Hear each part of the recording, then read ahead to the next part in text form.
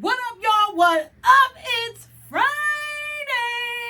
And y'all know it's a Merry Christmas still until I see y'all again. So since I'm back, Merry Christmas to all my good people. I hope y'all got everything y'all wanted.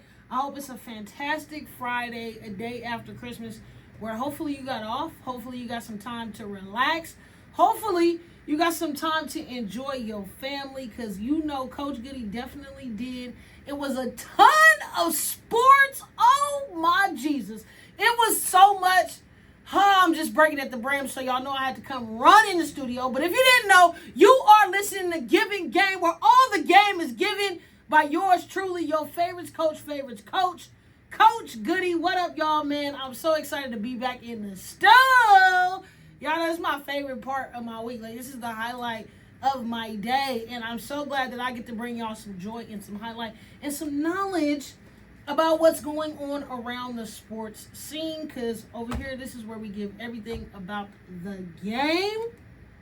And I just wanted to mention that the NFL, let's start right on up in it. The NFL, you tried it. Now, you know, for years, the NFL has constantly tried to make this more games, more football, more all of the things, right? Got it, football. But I don't know. How did y'all feel? I was not so invested. I mean, I don't know what word to use. I just was not interested as much in what was going on around the landscape of football. The end of the season is pretty, blah if your team's not in it. If your team's completely out, like one of mine's, you're really shooting for just watching games. Number two, you're watching those clincher games and those, NFC East and all these, close matchups. Very intrigued. But week 16, week 17, you're resting guys. You're not really, what do they say?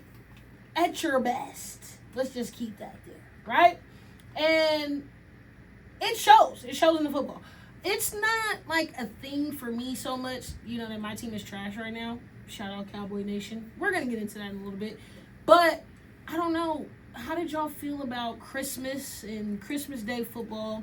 It's all about basketball, which we're going to get into the TF. But I just, I didn't know how to feel. Let me know how y'all feel. It was 3 games, and the Lions-Vikings played. Vikings won 23-10, and the Lions season is over, pretty much, ended it. And it was so lackluster because I feel like not too long ago the Lions were very good, and we were very excited about the Lions turning things around and becoming not the bad news bears anymore. But it seems to me that they cannot let that identity go. A lot of things need to be moved around over there. Vikings looked very well. And even the Vikings, I don't know really much what they're playing for. They're playing to finish strong. And I can respect that. Effort, which we're going to talk about a lot today. Everybody's effort, what they're on, what's their energy. Because these players are getting to a point where they make a lot of money. And because they're playing on Christmas and these games are televised on the YouTubes and the streaming worlds, that these athletes are kind of, lacking in the effort category. Let's just say the least. But I'm glad to see the Vikings playing, hard. But again, like I said, end of the season, these type of games are going to be what the Lions showed. Now, my Cowboys played against the Commanders.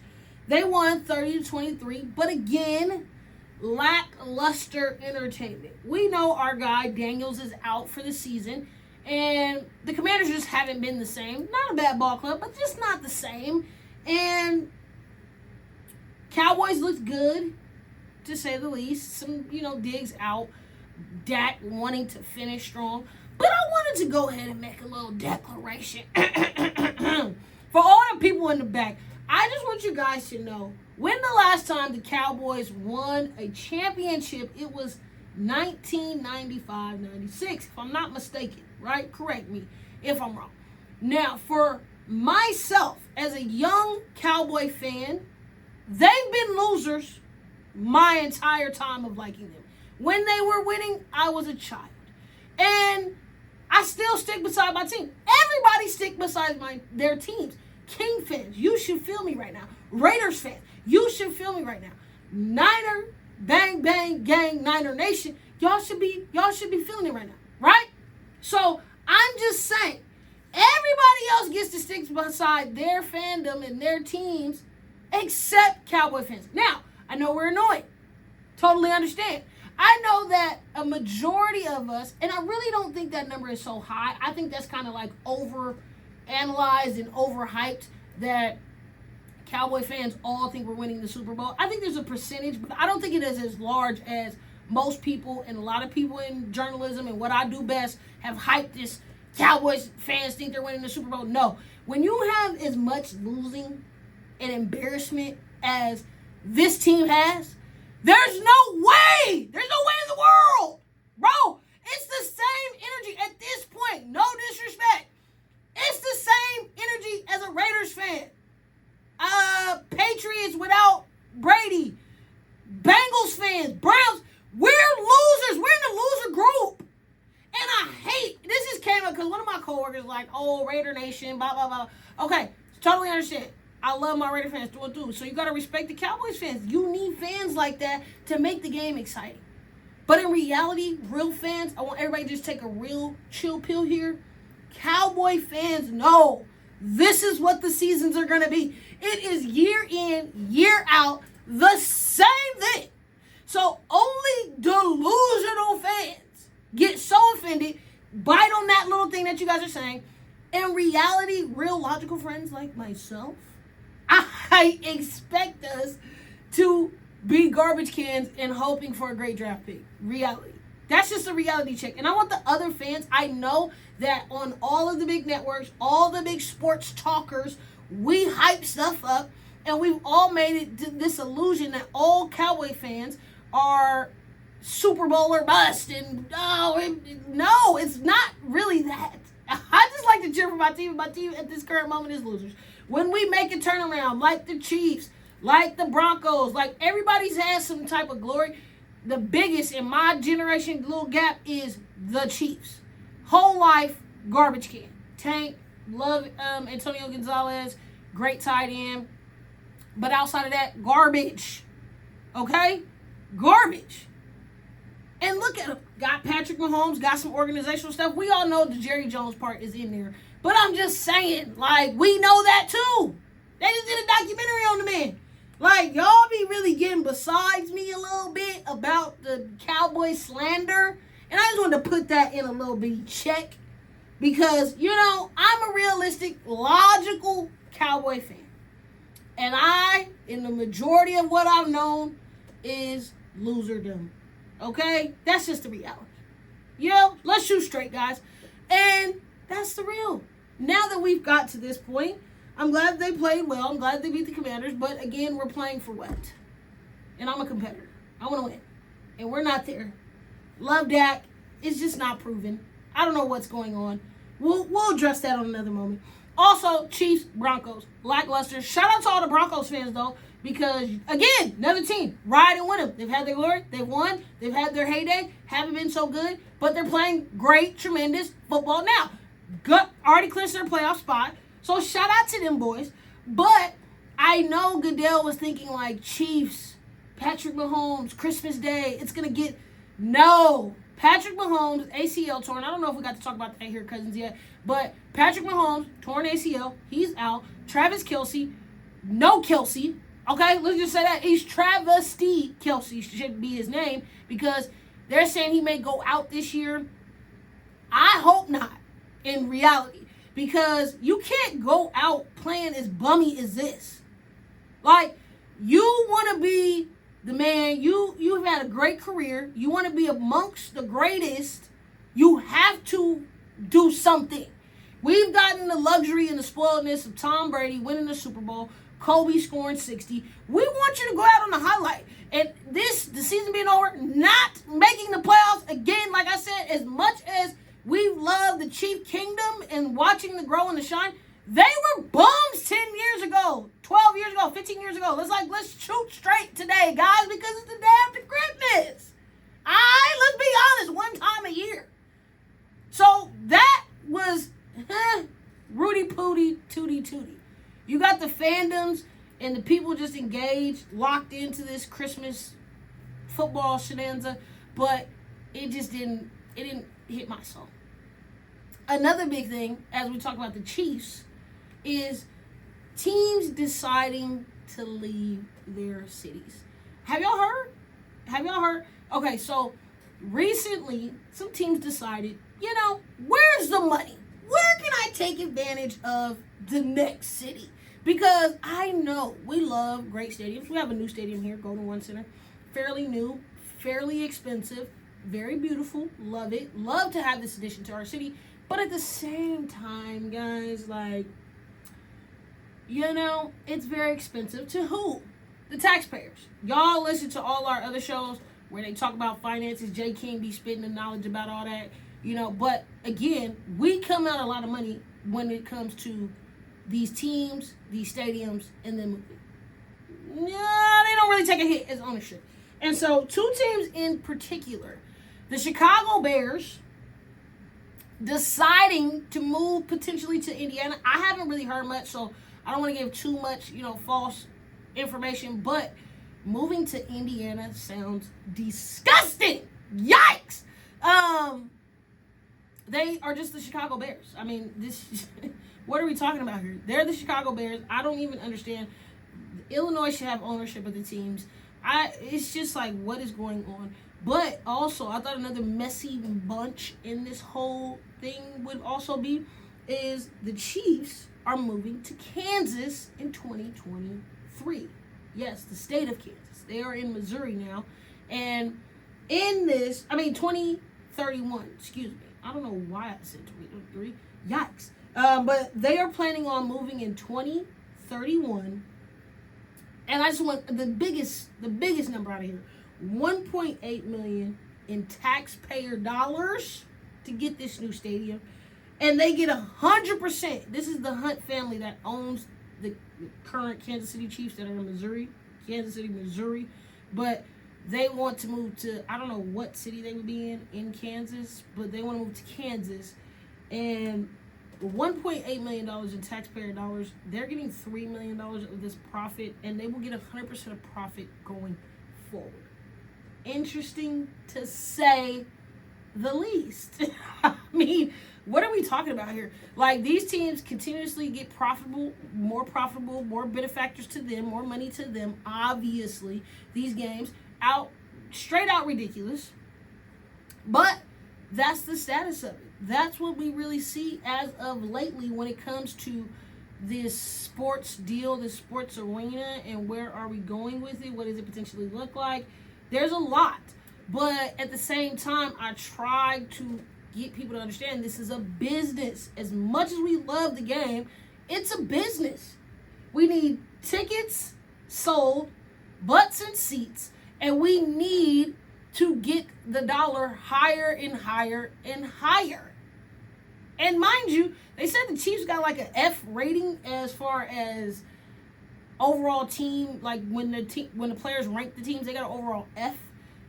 Didn't have backs to their seats and just trash environment in general. So that's why I guess they're saying that they need a new stadium. But in reality, do y'all really need a new stadium, or do y'all just need to invest some of the billions of dollars that y'all get from these players playing on Christmas, playing 17 games, whether it's healthy or not for them, making sure that the product is always on the field or the court? They can't even get a good locker room. And you wonder why these college athletes act the way they act. The NFL leads all of it. I just want y'all to know, the NFL is at the top of it. The NBA makes their money easier, to say the least, but all of this roots from one thing. People get mad all the time. NIL and all this, again, NIL paying players came into play because people were already paying players. They just wanted to legitimize what they were already doing behind closed doors. They just wanted to bring everybody's hand on the table so we can play fair. And then you're asking questions like, a big question coming up is we kind of like from the pros to pretty much semi-pro, which is college now, is the college bowls dead? And I mean, to a certain degree, yes. The big bowls, the Cotton Bowl, the Sugar Bowl, What's the other one? Also, Cotton Bowl, Sugar Bowl, Rose Bowl, and the Orange Bowl. Those are the major bowls in the college football playoffs where the big games, the big attention, the big teams are watching, essentially. And then you get into these other bowls. You got the Pop-Tart Bowl, the Snoop Dogg Bowl. What? We're making money. Shout out to Snoop Dogg, though. And Fresno State. They're playing in there. I'm cheering for Fresno State. They play against Miami of Ohio. But it's like everybody's getting their money in. And then you get mad when these athletes.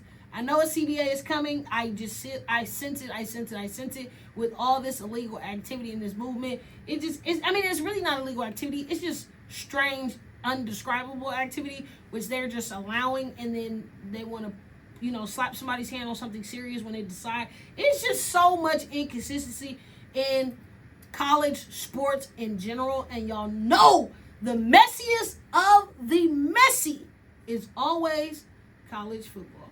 But I try to tell y'all time and time again, sometimes it could be different. Maybe so.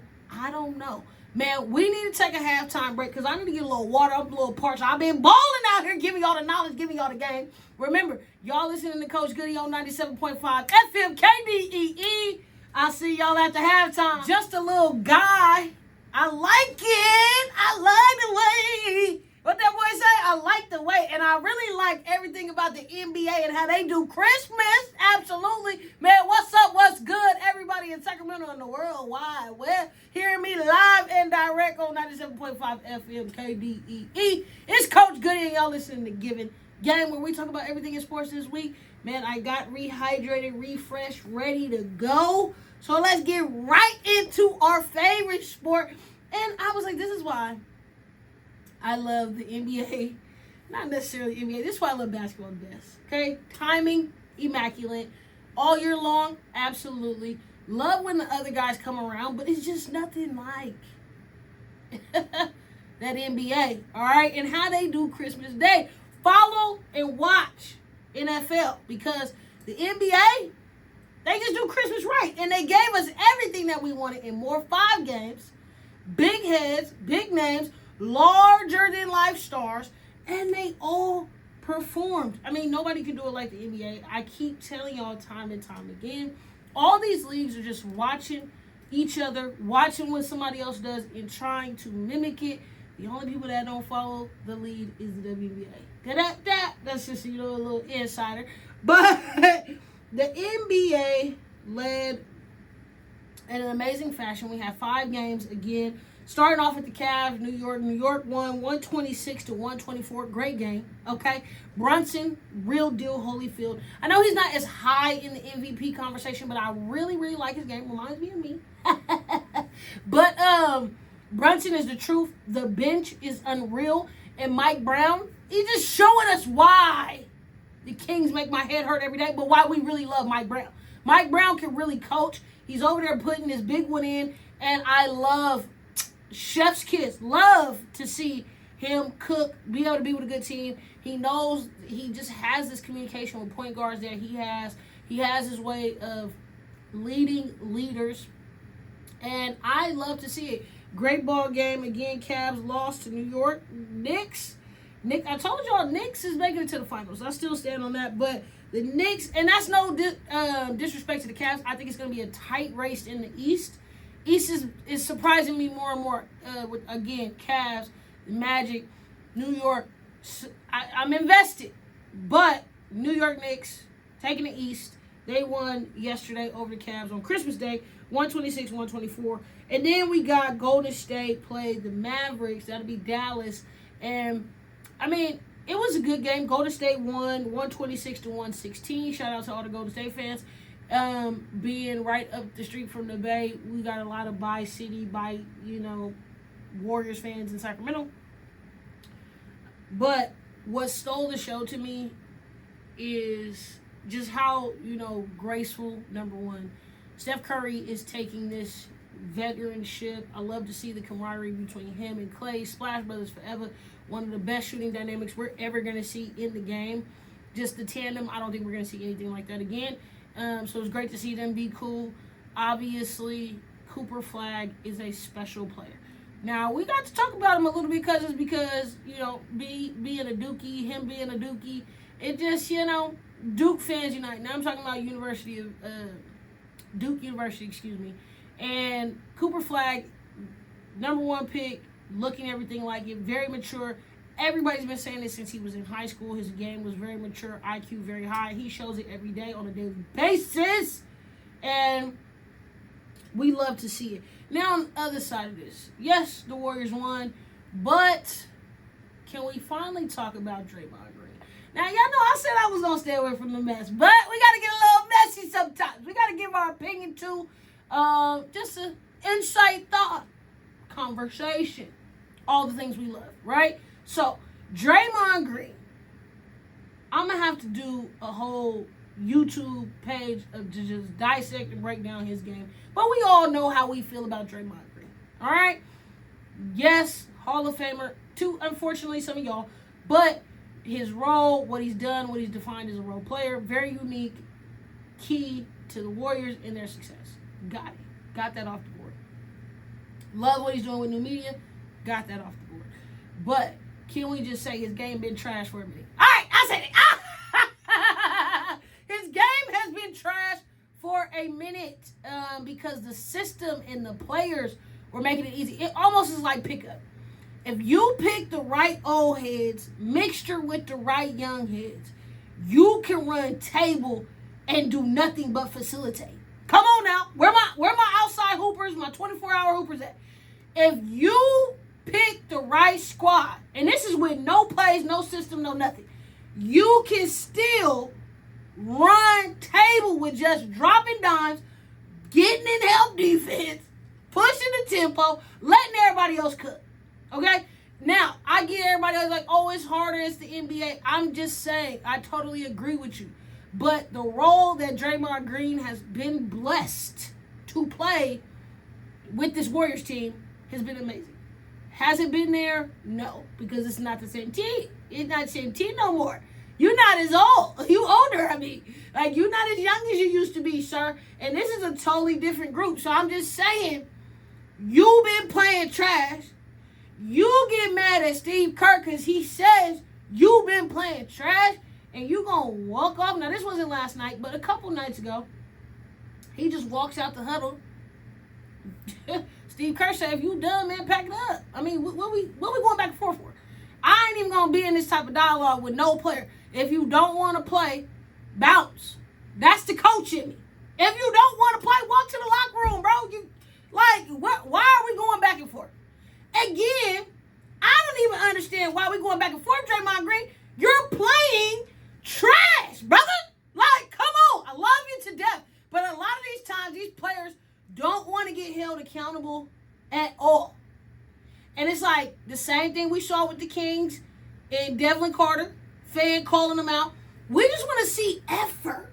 And it's just annoying as like a basketball enthusiast to like, you're playing trash.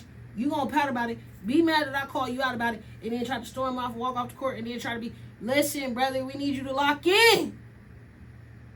And I don't know what lock in for Draymond looks like. I guess just playing consistent and giving more than 10 points, I guess. But I don't really think that's going to be more. Sorry, Golden State. It's not going to be more. So, yeah, he needs to get it together.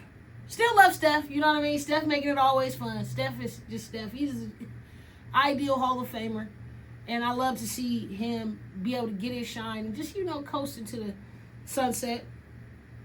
L.A., Houston. Houston won 119-96. JJ calls out the Lakers. Now, I had heard from a couple of my fandom and my cousins, because y'all not really fans. I feel like we all family here, right? So I heard from the family that I ain't been talking about the Lakers enough. And in reality, I don't like it. I like Luka, but I don't like it. I don't like it at all. All right? JJ, I get it, former player, thinks that this call-out thing is like cool, normal, whatever. It's not. It's not producing anything. That's the reality. It's not making LeBron play harder because LeBron ain't going to play harder. Y'all getting what y'all get with LeBron. He's coming down the end of his career. Everybody going to take shots. Y'all always love to remind us of, and I say us Jordan fans, of when he played for the Wizards. He still averaged over 20. He still had y'all coming, giving all y'all might to beat him. So LeBron is going to get that same thing. So did Kobe. Everybody try to get their one up when you know, going down. It's no disrespect to him and his career. We all know who LeBron is. Like, I think some stuff is just so known, especially with technology and, like, all this stats and analytics. Like, we know so much more than we knew prior to. Then we need to know. Like, we respect it. But still, bro, if you get your old stuff out here, I'm giving you the boom pat. That's just natural hooper and young athleticism. Like, if I can take LeBron, I'm going to go get a bucket. Just like everybody do when they can play Jordan or any other superstar when they get to that point. Like, nobody is really on it. But I think the JJ calls out the team thing, it's kind of whack. You've done this multiple times. It has not gotten a result. And the only person that's balling right now is really Luka. Reeves, I like him. But Reeves and LeBron, I don't know how they balance that. Because if Reeves is cooking as LeBron, and LeBron got to get his cooks off, so Reeves is minimized. So you don't really get an effective way in that. Again, I'm just saying, love the Lakers. I think they're going to be competitive. They better keep riding on Luka. But right now, JJ, just keep it to the locker room, dog. Like, everybody's thinking the same thing. Keep it to the locker room. We don't care. And calling them out in front of us means nothing. Again, all this says in the player's mind is like, oh, he got more to say to the media. He ain't bringing it to the locker room. And even if he is bringing it to the locker room, he's not bringing anything of solutions.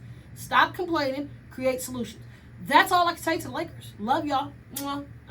They did lose yesterday. And again, just give us some effort. Everybody's complaining about the effort in the NBA. Are we surprised? And are you surprised? No offense, but the NBA built this like aura around the Lakers. It's like it's supposed to be like this ethic and this cut cloth. But to be honest, that's why the Celtics live in the identity that they are really the ones that are cut from this worker mentality. And the Lakers is just Showtime Lakers. And we're arguing over their effort. Okay. The best two games was Minnesota-Denver, 146-138. Crazy score, right? Denver won in overtime. Jokic had a 56-point triple-double, 16 assists and 15 rebounds. Crazy. Anthony Edwards, I just love you, brother. I hope you see this. I'm going to post this clip because Anthony Edwards is the GOAT. I don't care. Like, and it's not because he wins more games or whatever. Y'all want to get into the analytics and stuff. Sometimes it's just in you. It's not on you. You know what I mean? And it is something about his personality, his swagger. Again, that mentality. I want to shoot the last shot. I hate that he got ejected yesterday on, that little floppity flop. Maybe. All assumption, allegedly. But they did call a little whack call at the end of the game. He got mad. Edwards got kicked out. But it was everything. It was star-studded. I loved everything about it. And then on the other side, which I think is creating a new buzz and a new highlight around a new rivalry. Got to open yourself up. I know us old head fans, we're loving the game for 30-plus years. It's hard for us to understand new rivalries and understand new players and how the game is evolving. But I really like this Spurs-OKC rivalry that is brewing. I mean, I'm not going to say it's a complete rivalry yet, but I think after this playoff run, it's going to definitely brew into something bigger. Obviously, the big star Wemby, the big star SGA, it is the highlight of the NBA. Two clean-cut European, not all European because SGA is from Canada, but international players, stars, can speak the language, black, obviously, because we're everywhere. So, I love this matchup. Spurs beat OKC 117-102, and it just seems like the Spurs have their number. Spurs beat OKC the last 3 times in the last 2 weeks, and SGA talked about it. Wemby talked about it. It is becoming a rivalry. Like, these two teams, and it's something about what the Spurs can do when they play OKC. They found like they have figured something out. I got to go back and watch the film. I'm a big film buff. I watch the games live, but I love to watch the game slow, break it down, clip by clip, watching possessions, watching the actual offense and the defense. That's what gets me excited about watching film, okay? It's been in my life, my whole life. I've been watching film. And so breaking down what is it about their game specifically. Obviously, great play by De'Aaron Fox. Good to see that blend with him and Wemby because Wemby can literally play anywhere. I just think once he gets this toughness, his physicality up, it's going to be unmatched. A big question, too, that arose out of this whole situation is, who would you start your franchise with? And it's for my Facebook family watching live and all of y'all listening to me live. Who is your better pick to start a franchise with? Would you start your franchise with Victor Wembanyama, or would you start your franchise with Shai Gilgeous-Alexander? Two great players. OKC obviously got this trade acquisition through George Paul.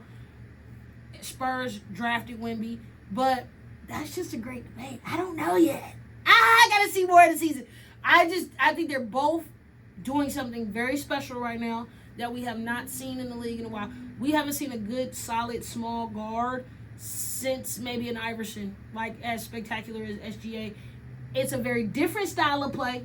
I'm not saying they play the same, but I'm saying, tell me a smaller guard, which I'm not going to take the NBA height because I swear these athletes be lying. Anyways, but a smaller guard framed as SGA and playing how, under the rim he's playing. It's not just like above the rim type stats. And then you got a Wemby who can literally 7 feet tall, can do everything. I'm excited about it. As we come to an end, I also want to give a shout out to Jersey Robinson for committing to South Carolina. She's the number 5 player in the nation in high school. Out of Arizona, by way of Sierra Canyon. First time I got to see her was in AAU when she was in the 7th grade. They kept talking to me about this kid from Arizona. Then it became the kid from California because now she has been attending Sierra Canyon. Made the decision to come over and get the notoriety and the publicity. She plays AAU in SoCal, so it makes sense. And, this just adds to Dawn's legacy, how great of a player she is, how great of a coach she is, and how great of a mentor she is. She got 3 out of the top 25 committed already to South Carolina. When you can commit and you got Asia Wilson giving you congratulations, you're going to have a big recruiting tool. And she chose South Carolina over UConn and LSU. So I have some, if you follow me, make sure y'all tap in Goody Givin Game on all platforms. But I have some video and some pictures of Nike Nationals in Chicago. She is the main centerfold. She is also a Nike athlete. So it just makes sense. And now she's going to be wearing the A1. I think she could be a generational type of player. Jersey is the truth. So if y'all heard this name, Jersey Robinson, please Google her, look her up. Man, she's a baller. She's a Sierra Canyon, so we'll be watching her in the state championships. Also, a little controversy as we close out. And this kind of ties into college sports. Is pro mentality and things that are going on. So a lot of headline and not speculation, but a lot of headline and news talk around this NCAA rule that has allowed players who have played professionally be able to come back and come to college, because now college is essentially professional. Like I said, Jersey Robinson, a high school kid, senior in high school, is already got an NIL deal with Nike and other future deals, Gatorade, I'm assuming the tournament, all these other things are coming into these players. We talked about it with Juju. This is just the women's, and I'm just on that. But when it comes to men's, when it comes to women, they're all getting big, big bags. It doesn't matter. And so they have now decided to let players who played and made money come back to college. This is all sparked because Kyrie Walker. Now, Kyrie Walker's by way of us at NorCal. People remember about 5 years ago, COVID. Decided to go G League, played G League, played overseas. Now he is one of the top prospects to go to college. And maybe potentially deciding to go to a school here in January. And I totally understand. Like, I've heard everybody's takes. I've listened to former players, former coaches. And I was like, man, let me get a Coach Goody take. Like, it's annoying. Like, let's just shoot straight today. It's the day after Jesus' birthday, okay? Let's shoot straight, y'all. It's annoying. Now, y'all had players like LaMelo Ball recently, maybe a little bit before COVID, during COVID. LaMelo played in Lithuania, played overseas, but at that time, NCAA ruling, you cannot go play professionally. I'm talking about Kyrie Walker played in the G League. Okay, but LaMelo went to overseas, came back, wanted to play in high school. They deemed him ineligible. Not too far off. Also, Kyrie's 25 years old. And it's annoying. I'm an advocate for high school kids. I know how hard it is for high school athletes to be able to get an offer as a true freshman with all the reclassifications, and I'm saying that in air quotes, all the reclasses, all these things to like optically get your kid in a position to get recruited. I totally understand that. But at the same time, it's like, when does it get to a point? When are we going to say, hey, like, bro, I heard the best take, coach said, man, I'm recruiting kids and they waving to their wives or their second wives with 3 kids in the stands. They got alimony they got to pay with the NIL. Like, what? We gotta make the playing field fair. And again, it's just exposure. Just like I said in football, it's exposure of whoever has the most money and whoever has the most money with the hand in it is going to get the biggest and best and fast athletes. I can't even blame coaches at this point because I totally understand that when every moment of your coaching career is at stake at a high percentage now, because I'm giving out almost $4 million an athlete. Yes, I totally understand why coaches are making these decisions. But at the same time, it's like, bruh, you played in the G League. You played overseas. And I'm not talking about, oh, you didn't choose to go to high school. You came over. No, like, you're a grown man. And I think Matt Barnes said it best. You're a grown man that didn't make it in the league because if you were so good from the G League, you would make it. All it is doing is saturating. I don't care if you play football. I don't care if you play basketball. I don't care if you play badminton. I do not care what the sport is. Whether you're 38, 28, 17, you got to perform. You got to have the God-given natural ability. You got to have the height, the weight, the immeasurables. Do special things. Regardless. From 5'2" to 7'2". You got to be given something. And I don't care how many times you reclass. I don't care how many advantages you get. It's only going to get you so far. And at the end of the day, where that talent and skill and that specialness is supposed to get you over the hump, you usually won't. You usually lose. We saw some of the oldest teams get bopped this year in the tournament. We see some of these older guys, when you go back and look at all these top recruits and these top names, they be nobodies because at the end of the day, you still got to put the work in. You still got to have that natural God-given ability that nobody can dictate. And then you also got to be put in a certain special situation to go execute at the highest level. And even when you do, sorry athletes, sorry to tell you, it still may get you in a position of being like me and Stephen A. Smith.